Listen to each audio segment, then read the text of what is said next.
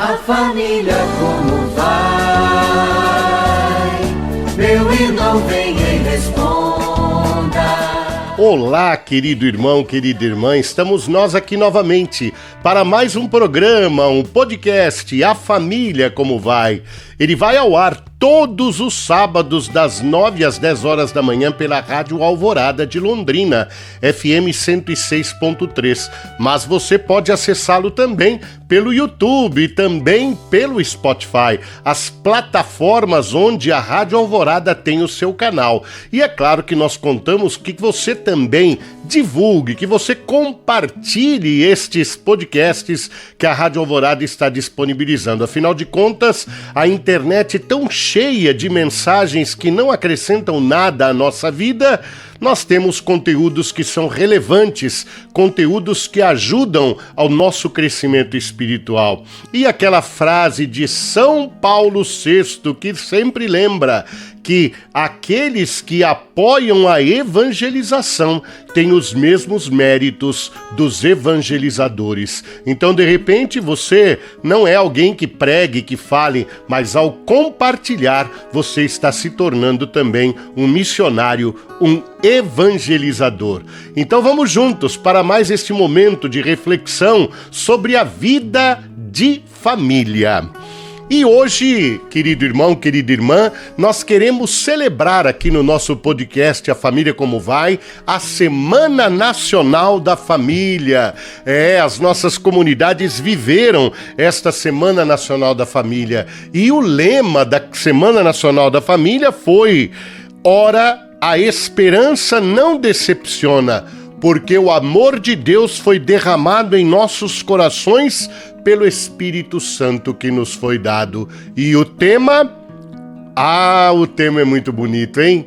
É tempo de júbilo em nossa vida. É tempo de júbilo. E por que é tempo de júbilo? Porque a esperança não decepciona, porque o amor de Deus foi derramado em nossos corações e porque no coração do nosso Deus está a família, está o matrimônio.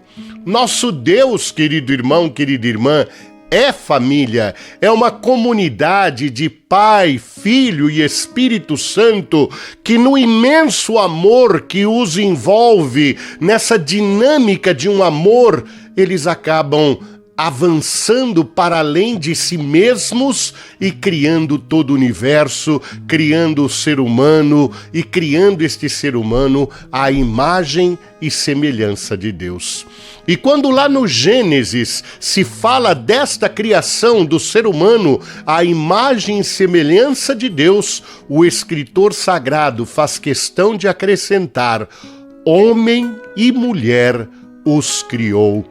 Homem e mulher os criou, o homem e a mulher, na mesma condição de imagem e semelhança de Deus, sem qualquer tipo de discriminação, sem qualquer senão. Homem e mulher criados à imagem e semelhança de Deus. E quando, na sequência do livro do Gênesis, o escritor sagrado apresenta uma outra versão para o surgimento do homem e da mulher, ele descreve uma cena muito linda.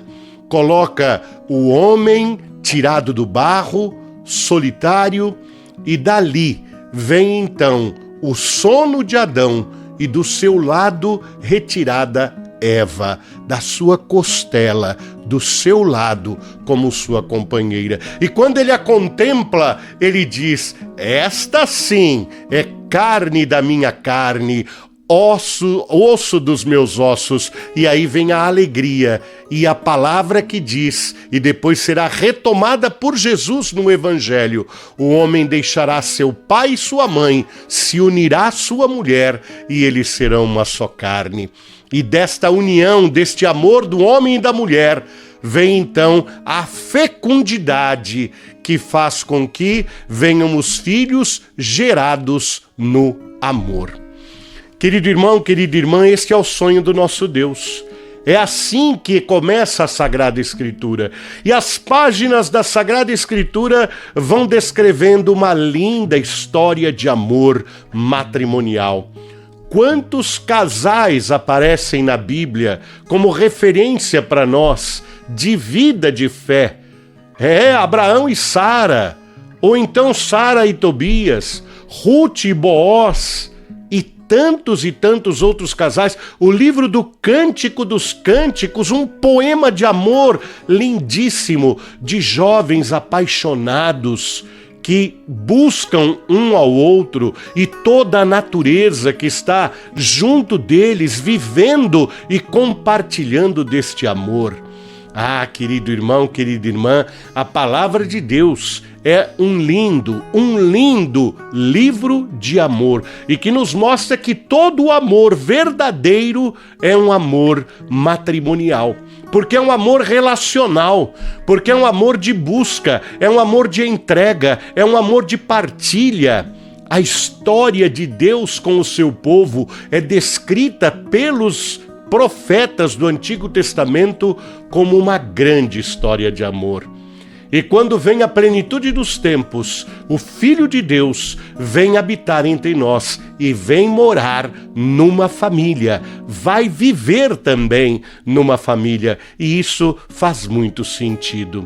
E finalmente, querido irmão, querida irmã, a Sagrada Escritura se encerra com o livro do Apocalipse, e a cena final que é descrita no livro do Apocalipse são as núpcias do Cordeiro. E o que são as núpcias do Cordeiro? Uma festa de casamento. A Bíblia começa com o matrimônio, com o casamento, com o matrimônio natural de Adão e Eva, e termina com as núpcias do Cordeiro, o casamento do novo Adão com a sua esposa, a igreja, no reino celeste. Por isso, querido irmão, querida irmã, matrimônio e família não são uma tradição. Matrimônio e família não são uma convenção. Matrimônio e família nascem no coração do nosso Deus.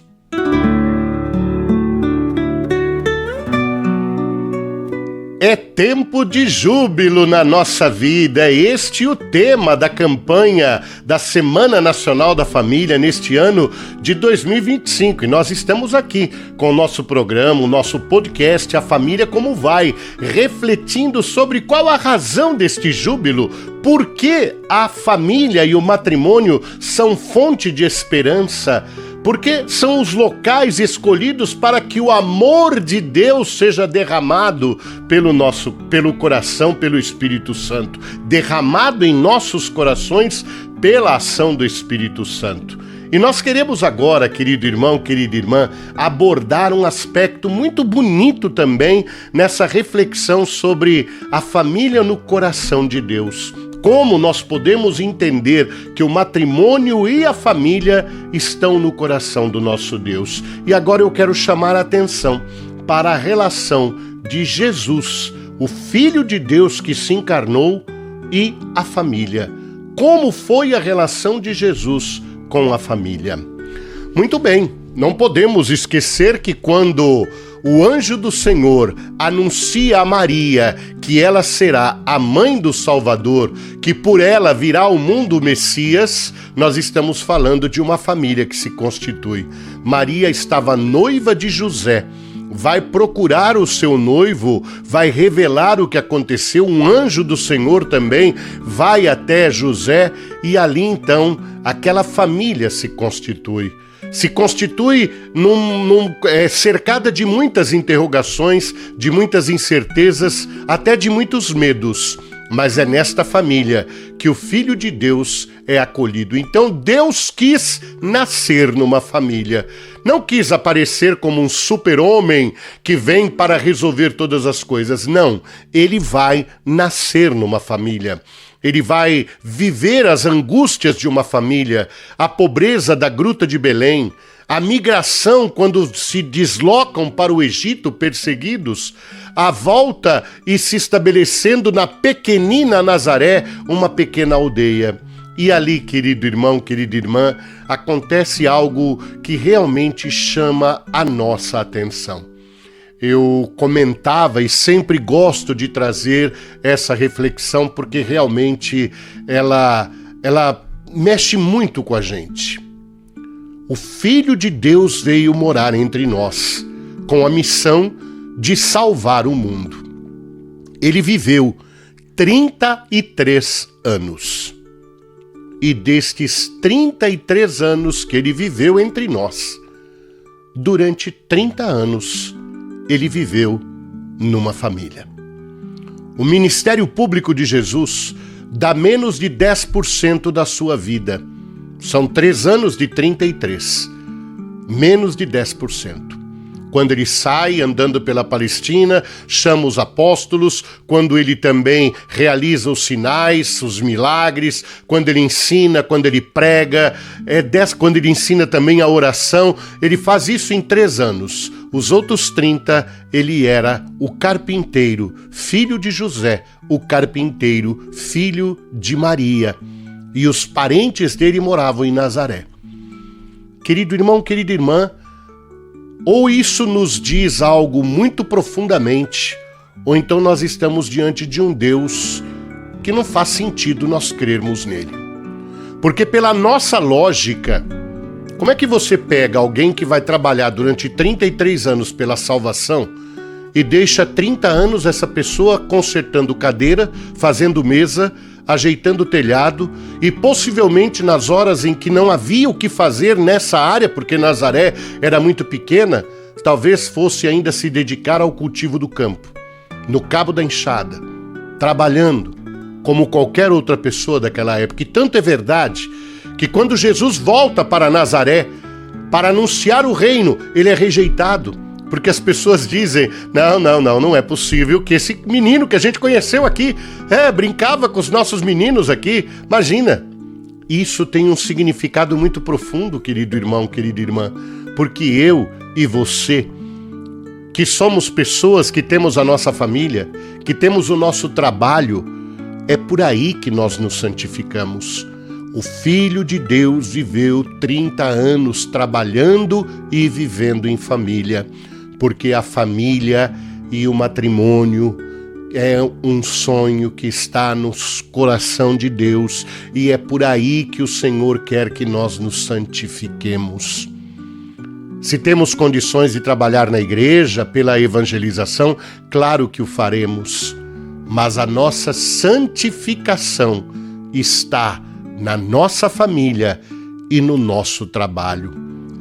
Saudoso Dom Albano Cavalim, que falava do giz, da vassoura, do estetoscópio, do esquadro, da régua e de tantos e tantos instrumentos de santificação, porque o Filho de Deus viveu 30 anos. E mais ainda, querido irmão, querida irmã, este Filho de Deus frequentava as casas. O primeiro sinal realizado por ele foi numa festa de casamento. E ele visitava as casas das pessoas, gostava de ficar na casa de Marta, Maria e Lázaro. Visitou a casa de Jairo, foi até a casa de Zaqueu. Na casa de Mateus teve uma grande festa, na casa de Zaqueu também. Foi até a casa de Pedro, onde sua sogra estava acamada. Jesus vivia visitando as casas, visitando as famílias.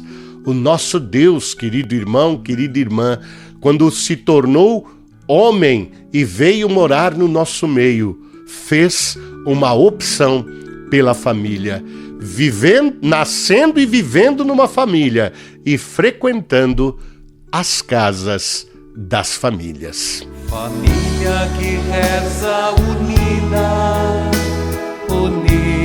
sempre estará. E nós estamos de volta com o nosso podcast A Família Como Vai, nesse programa especial que está ligado à Semana Nacional da Família. É tempo de júbilo na nossa vida, é tempo de júbilo na nossa vida. É isso que nós queremos proclamar aqui pela Rádio Alvorada e pelas suas plataformas, pela sua presença nas plataformas digitais. E você pode compartilhar esse conteúdo, é sempre esse nosso convite. Gostou? Então envia para alguém, envia para que outras pessoas possam também chegar até esta riqueza que a Rádio Alvorada está disponibilizando, além da sua programação regular, também por meio destes conteúdos que estão ali disponíveis para que você possa acessar acessar e compartilhar. E neste último bloco do nosso podcast, do nosso programa de hoje, eu quero continuar abordando esta relação de Jesus com a família, de como o Filho de Deus tem a sua missão profundamente vinculada com a vida de família.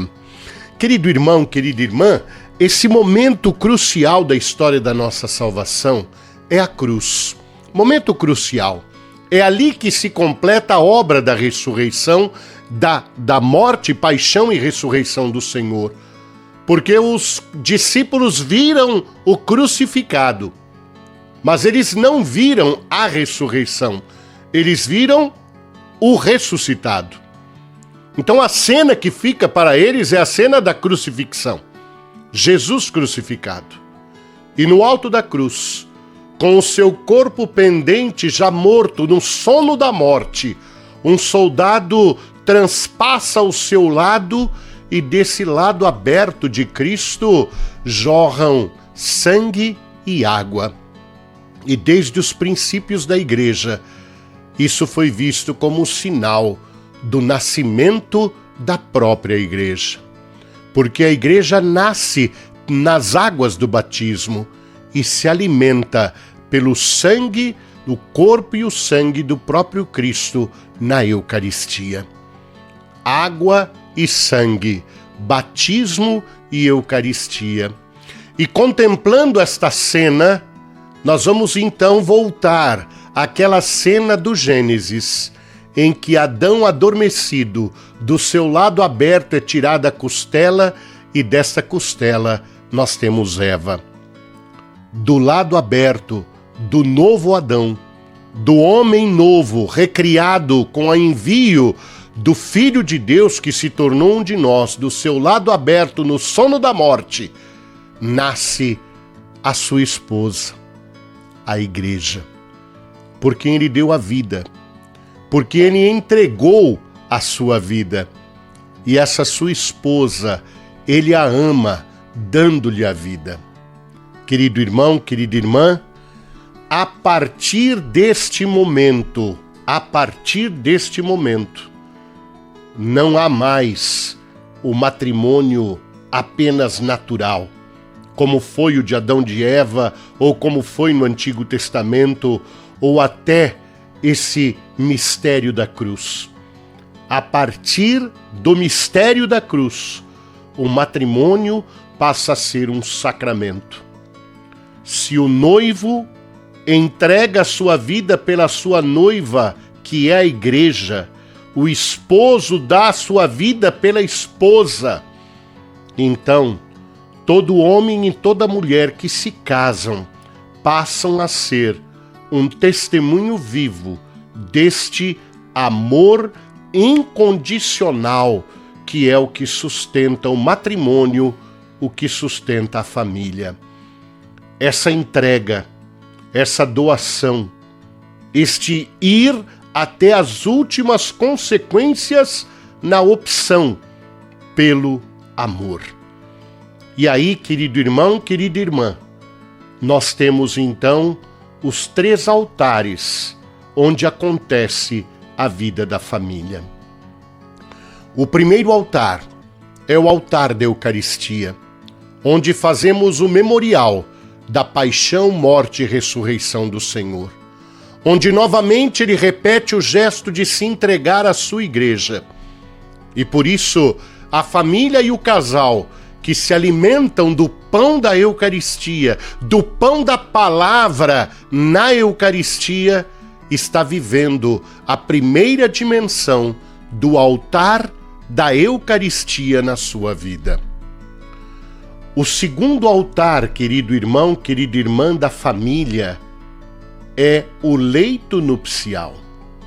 Este leito nupcial onde um homem e uma mulher se entregam numa relação íntima de profundo amor. Um amor vivido na castidade, na pureza do leito conjugal, que não seja manchado pelo pecado, que não seja manchado pela infidelidade. porque este leito nupcial é como a cruz de Cristo e o altar da Eucaristia, onde o amor se torna concreto. E o terceiro altar, querido irmão, querida irmã, da família, é a mesa da casa onde se reúnem para a refeição. Nosso Deus, quando quis fazer memória do sacrifício da cruz, o fez numa ceia, numa refeição. E, portanto, para uma família, a mesa onde acontece a refeição, ela não é um lugar como outro qualquer. Ela tem o valor de um altar, como o leito do casal e como o altar da Eucaristia. Ali, o fruto do amor, os filhos, se reúnem com seus pais. E nós temos esse compromisso de resgatar o poder que este altar tem na nossa casa. Quando respeitamos, quando o horário da refeição é um horário sagrado, onde não tem rádio, televisão, não tem nada que não seja a partilha da vida da família.